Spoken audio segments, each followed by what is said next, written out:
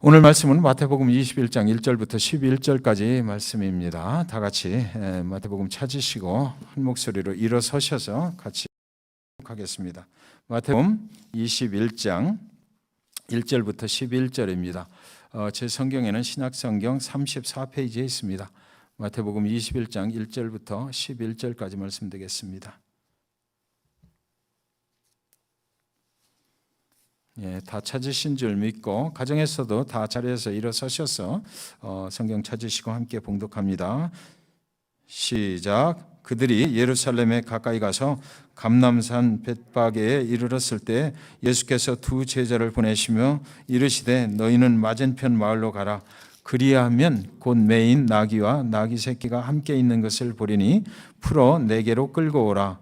만일 누가 무슨 말을 하거든 주가 쓰시겠다 하라. 그리하면 즉시 보내리라 하시니 이는 선지자를 통하여 하신 말씀을 이루려 하심이라. 일렀으되 시온 딸에게 이르기를 내 왕이 내게 임하나니 그는 겸손하여 나귀 곧 멍에 매는 짐승의 새끼를 탔도다 하라 하였느니라. 제자들이 가서 예수께서 명하신 대로 하여 나귀와 나귀 새끼를 끌고 와서 자기들의 겉옷을 그 위에 얹음에 예수께서 그 위에 타시니 무리의 대다수는 그들의 겉옷을 길에 펴고 다른 이들은 나뭇가지를 베어 길에 펴고 앞에서 가고 뒤에서 따르는 무리가 소리 높여 이르되 호산나 다윗의 자손이여 찬송하리로다. 주의 이름으로 오시는 이여 가장 높은 곳에서 호산나 하더라. 예수께서 예루살렘에 들어가시니 온 성이 소동하여 이르되 이는 누구냐 하거늘 무리가 이르되 갈릴리 나사렛에서 나온 선지자 예수라 하니라.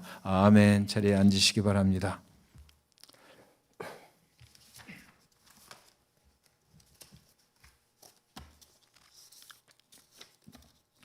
오늘 말씀의 제목을 그 너머를 바라보며 Looking Beyond 이렇게 정했습니다. 온라인 예배를 이렇게 준비하는 것이 생각보다 많은 노력이 들어가는 것 같아요. 그래서 지금 이 성전에는 우리가 카메라로 이렇게 비춰드릴 수는 없지만 몇몇 성도님들이 함께 나오셔서 이렇게 수고하고 계십니다. 저 혼자는 도저히 또 불가능한 일이고 그래서 이렇게 각자 재능을 가지신 분들이 은사를 가지신 분들이 오셔서 함께 이 예배를 진행하고 있습니다. 그분들한테도 주님의 이름으로 감사하실 수 있기 바랍니다.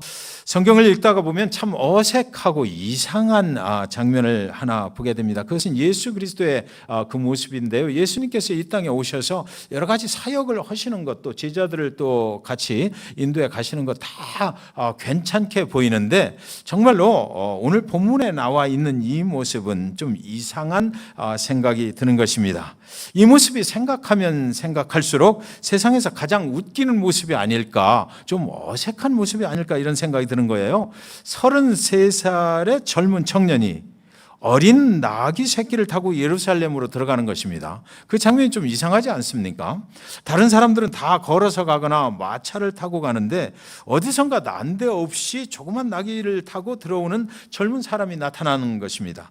그러니까 갑자기 사람들이 그에게 몰려들어서 막 소리를 지르는 거예요. 환호를 하는 것입니다. 그 젊은 청년인데 조그만 나귀를 타고 들어오는데 사람들이 갑자기 그한테 달려들어가지고 호산나 호산나 소리를 지르며 종려나무가지를 꺾어서 그를 대환영하면서 그의 앞에서 인도해 가고 뒤를 또 따라가는 것입니다. 어떤 과격한 사람들은 그의 웃옷을 벗어가지고 그 나귀가 가는 그 앞에다가 막 벗어놓고 그 호산나 호산나를 외치면서 가는 것입니다. 그런데 더 웃기는 것은 이 어린 나귀를 탄 예수라는 사람은 아주 태연하게 당연한 듯이 그 환호를 받으면서 지금 예루살렘으로 들어가고 있다는 것입니다. 그의 얼굴은 아마 조금은 미소를 짓고 있었던 것 같습니다.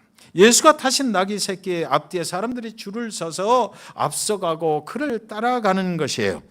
이 장면이 너무 웃기지 않습니까? 실제 그 현장에 있었다 그러면 갑자기 나타난 그 상황이 사람들은 그 유월절을 보내기 위해서 예루살렘에 가는 거니까 전부 다 거룩한 모습으로 이렇게 가고 있을 텐데 이 장면은 참으로 어떻게 보면 굉장히 웃기는 장면입니다.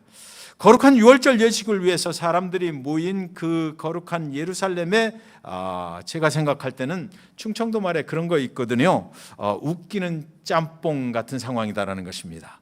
굉장히 웃기는 상황이 거기 도대체 어울리지 않는 상황이 벌어지고 있는 것이에요.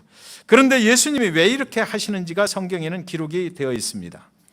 마태복음 21장 4절에 이는 선지자를 통하여 하신 말씀을 이루려 하심이라 일렀으되 제자들을 맞은편 마을로 보내시면서 가서 그 집에 가면 나귀와 나귀 새끼가 매여 있을 거니까 가지고 와라, 그냥 끌고 오라는 것입니다. 그래서 주인이 뭐라고 하면 하나님의 약속의 말씀을 이루기 위해서 그러는 것이다라고 말하면 그가 그냥 내어줄 것이다라는 거죠. 그리고 정말 제자들이 가서 그렇게 말했더니 그렇게 되었어요. 예수님께서 이미 예언된 하나님의 말씀을 그대로 이루게 하기 위하여 말씀에 있는 대로 지금 하고 계신 것이다, 이렇게 말하는 거거든요. 그 예언의 말씀은 과연 어디에 어떻게 기록이 되어 있는 것일까요? 스가랴서 9장 9절에 보면 시온에 따라 크게 기뻐할지어다, 예루살렘에 따라 즐거이 부를지어다. 보라, 내 왕이 내게 임하시나니 그는 공의로우시며 구원을 베푸시며 겸손하여서 나귀를 타시나니 나귀의 작은 것 곧 나귀 새끼니라. 예수님이 활동하시던 그 당시로부터 그 전 약 500년 전에 선지자를 통해서 하신 말씀이거든요. 스가랴 선지자를 통해서 오늘 벌어지는 이 일을 하나님이 그 스가랴 선지자를 통해서 말씀을 하신 것을 그 스가랴 선지자가 기록을 해놨어요. 그런데 그 기록한 것이 오늘 이 예수님을 통해서 그대로 이루어지고 있다는 것입니다. 예수님은 그 말씀이 하나님이 선지자를 통해서 500년 전에 이렇게 될 것이다라고 기록해 놓은 그 예언의 말씀을 지금 이루시는 것이다라는 것이에요. 그러니까 자기 스스로 생각해서 하는 것이 아니고 하나님의 말씀을 그대로 이루기 위해서 이렇게 하는 것이다. 여기 보면 뭐 나귀를 타시나니 나귀의 작은 것 곧 나귀 새끼니라, 겸손하게 그것을 타고 들어가신다라고 되어 있는 것, 그것을 이루시는 것입니다. 그러나 저와 여러분이 잘 아시는 것처럼 오늘은 호산나 호산나, 주여 지금 우리를 구원하소서라고 외쳐대던 군중들이요, 이제 갑자기 돌변해서 저를 십자가에 못 박아라 외쳐대는 상황으로 벌어져 가는 것, 우리는 그것을 다 알고 있잖아요. 왜 그렇게 되었는가 한번 생각해 볼 필요가 있습니다. 서로의 기대가 달랐다는 것입니다. 서로가 목적하는 바가 달랐기 때문이에요. 사람들은 이 예수가 호산나 호산나 외쳐대는 군중들의 왕으로 그 자리에 올라가는 줄 알고 그렇게 환영을 했던 것이죠. 그런데 주님께서는 지금 말씀하신 대로 선지자를 통해서 하나님이 예언하신 그 말씀을 이루기 위해서 그렇게 하셨다라는 것이에요. 서로의 기대가 틀리니까 갈등이 일어날 수밖에 없는 것입니다. 서로의 가는 길이 다른데 그들은 착각을 하고 그렇게 그를 자기들을 위해서 오신 예수인 줄 알고, 그 나라의 왕으로 오신 예수인 줄 알고 그렇게 환대를 했다는 것입니다. 주님은 이 나라의 왕이 되는 것이 아니라 하나님의 약속하신 그 예언의 말씀을 자신을 통해서 이루려고 그렇게 했던 것이에요. 십자가에 죽으시기 위해서 가시는 것은 사람들이 기대했던 일은 아니었다는 것이죠. 여러분, 한 가정이 행복하게 살려면 온 가족이 한 길을 같이 맞춰서 가야 되는 거잖아요. 한 목적을 가지고, 한 비전을 가지고 가야 그 가정이 행복하게 잘 살 수 있는 거예요. 행복하게 잘 사는 부부는요, 둘이 기대하는 목적이 잘 맞기 때문에 행복한 것이죠. 교회도 마찬가지예요. 성도들과 또 목회자, 그리고 또 하나님께서 주신 비전이 잘 맞아야 행복한 교회가 될 수 있는 것입니다. 서로 가려고 하는 길이 다르면 행복이 아니라 그것은 사실은 지옥이 되는 것입니다. 갈등만 있을 뿐이에요. 잘 살려면 서로가 추구하는 그 비전이 같아야, 한 길을 가야 잘 살 수가 있다라는 것입니다. 예루살렘에 들어오시는 그 주님을 향해서 웃옷을 벗어서 카펫을 깔고 호산나 호산나 환호하는 사람들의 생각은 무엇입니까? 저 예수가 이스라엘의 왕으로 오셨기 때문이다라는 것 때문이에요. 그분이 이제 이 나라를 새롭게 하실 것이라는 거죠. 그날에 그가 왕의 자리에 등극을 하고 나면 그를 따르던 제자들이 우선 높은 자리에 그의 주변에 앉게 될 것이고, 그를 환호하면서 오늘 종려나무 가지를 흔들었던 이 백성들에게는 국민을 위한 국민의 나라가 세워질 것이라고 그들은 기대를 하고 있었던 것이에요. 그런데 주님이 예루살렘에 들어가시는 진정한 뜻은 무엇이냐고요. 주님은 지금 왕의 자리에 등극하시기 위해서 거기에 들어가는 것이 아니었잖아요. 주님은 예루살렘에 들어가서 골고다를 거쳐서 십자가형에 처해지는 길을 스스로 가고 있는 것입니다. 그것이 하나님께서 선지자들을 통해서 이미 예언되어 있기 때문에 그것을 이루어내려고 들어가고 있는 것이에요. 오늘 호산나 호산나 외치던 군중들이 이제 그 사실을 알게 되는 날 무슨 일이 일어나는 것이에요? 그를 십자가라 외쳐대는 그런 십자가에 못 박아라 외쳐대는 그런 군중으로 바뀌어 버리는 것입니다. 사랑하는 성도 여러분, 저와 여러분은 하나님을 믿고 살면서 하나님의 뜻을 이루기 위해서 살고 계신가요?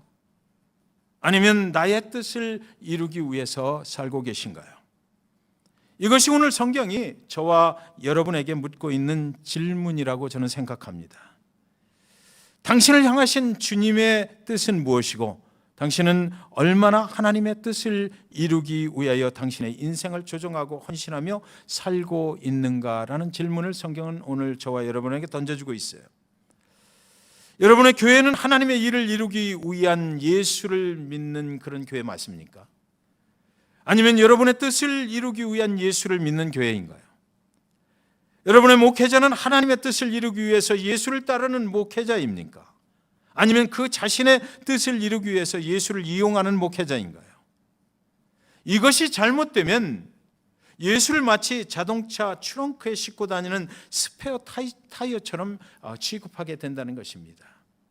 우리가 평상시에 스페어 타이어를 자동차 트렁크 뒤에 싣고 다니잖아요. 트렁크 뒤에, 트렁크 안에 그 스페어 타이어가 있다는 것만으로도 훌렛이 됐을 때, 자동차 타이어가 훌렛이 됐을 때 우리는 그걸 쓰면 된다라는 생각이 마음에 든드는 거예요. 그 스페어 타이어가 있다라는 것, 그것만 생각하면 마음이 든든하죠.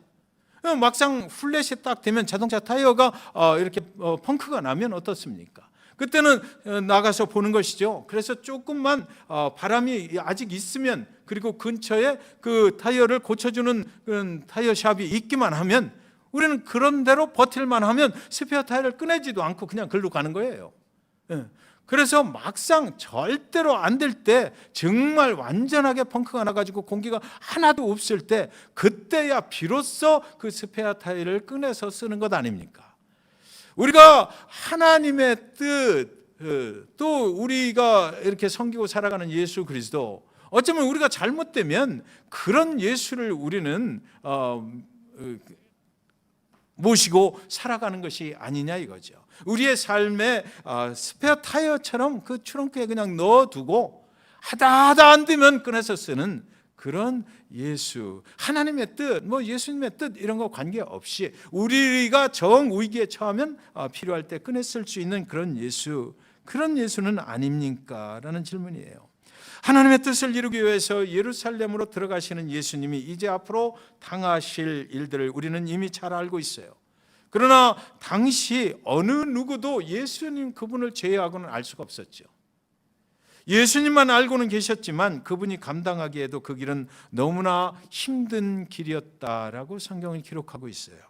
예수님도 너무 그 길이 어려우니까 마태복음 26장 39절에서 만일 할만하시거든 이 잔을 내게서 지나가게 하옵소서, 이렇게 해걸복걸하게 하나님께 기도를 하잖아요. 저와 여러분이 하나님의 일을 이루시는 그 예수를 따라가는 것이라면 그 기도는 바로 우리 자신의 기도가 될 수 있어야 한다는 것입니다. 세상을 살아가는 사람들은 모두 쉬운 길을 가려고 해요. 선택의 순간이 오면 언제나 쉽고 편한 길이 우리를 사랑하시는 하나님께서 열어주신 길이라고 우리는 쉽게 생각해 버립니다. 하나님은 우리의 장밋빛 같은 인생을 인도하시기 위해서 존재하는 하나님이시라고 우리는 그렇게 생각하기가 일쑤예요. 그런데 사랑하는 성도 여러분, 제가 아는 어떤 선교사님은 어려운 길을 선택하고 그리 가시더라고요. 사람들이 가려하지 않는 길로 그분은 가셨어요. 제가 아는 어떤 목사님은 제 고향 그 산동네 시골 마을에 그 시골촌 동네 거기에 지어진 몇 사람이 모이지 않는 그 농촌 교회로 갔어요. 그런 곳에서는 그 선교사님의 이름이나 목사님의 이름을 기억하는 사람들이 없어요. 설령 그 교회 다니시는 권사님조차도 당신 교회 목사님의 이름이 무엇인지 기억을 못 하십니다. 제가 큰 도시에 있을 때 전도를 가보니까 저는 교회 다닙니다. 전도를 하면 이러시는 분들 계시거든요. 그래서 어느 교회 가십니까? 그러면 교회 이름을 뭐뭐뭐 터지는데 그 목사님의 이름은 정확하게 기억을 해요. 대형 교회를 다니시는 분들은 그렇더라고요. 그래서 그 목사님 교회를 다닙니다. 이렇게 말씀하셨어요. 그러고 나서 그 교회 이름이 뭐죠? 라고 물으면 조금 머뭇거리다가 그 교회 이름이 이렇다라고 얘기를 하시는 걸 저는 종종 봤어요. 대형교회 다니시는 성도님들은 그 목사님의 이름을 대면서 아주 자랑스럽게 그 누구 교회 다닙니다. 이렇게 말씀을 하시는 거예요. 그러면서 또 저한테 물어봐요. 그 목사님 잘 아시죠? 그 목사님 유명한 목사니까 잘 아느냐라는 거죠. 아주 자랑스럽게 그렇게 말씀들을 하시더라고요. 여러분, 어떤 사람들은 오늘 예수님 앞에 호산나를 외치던 군중들과는 전혀 다른 길을 가는 사람들이 있다는 것입니다. 그 길이 고통스러워 보이는 길일지라도 그 길을 선택하고 가는 사람들이 있어요. 그 길은 예수 그리스도 그분이 가신 길인데 그러면 그 길은 어떤 길일까요? 누가복음 18장 32절에 인자가 이방인들에게 넘겨져 희롱을 당하고 능욕을 당하고 침뱉음을 당하겠으며, 주님이 선택하신 길의 앞에는 호산나라고 외치던 군중들이 돌변하는 것을 목격해야 하는 길이었습니다. 사람들의 희롱을 당하는 것입니다. 능욕을 당하는 것입니다. 그의 얼굴에 사람들이 침뱉음을 당하는 것입니다.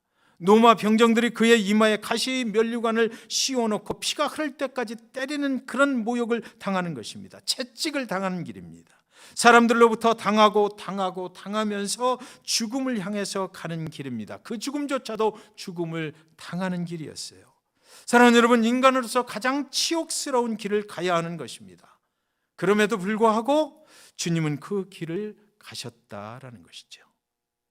저 같으면 그 길이 당하고 또 당하고 끝없이 그런 모욕을 당하는 길이라면 차라리 스스로 죽어버리는 편이 낫겠다 했을 거예요. 그런데 주님은 그런 길을 선택하셨고 아무 말씀이 없이 참고 인내하고 그 길을 가셨던 것입니다. 아무 말 없이 그 모든 고난을 당하셨어요. 저 같으면 소리라도 질러 볼 텐데 그분은 아무 말 없이 그 모든 고난을 당하고 모욕과 질시를 당하고 그의 얼굴에 침을 뱉을 때 아무 소리도 하지 않고 당하시면서 그 길을 가신 것입니다. 누가 저와 여러분에게 면전에서 침을 뱉는다 한번 생각해 보시기 바랍니다. 예수 그리스도 그분과 우리와 다른 점이 바로 거기에 있는 것이죠. 어떤 사람들은 말해요. 그분은 하나님이셨기 때문에 그것이 가능하지 않았겠느냐고요. 그런데 성경은 천만의 말씀이다라고 말하고 있습니다.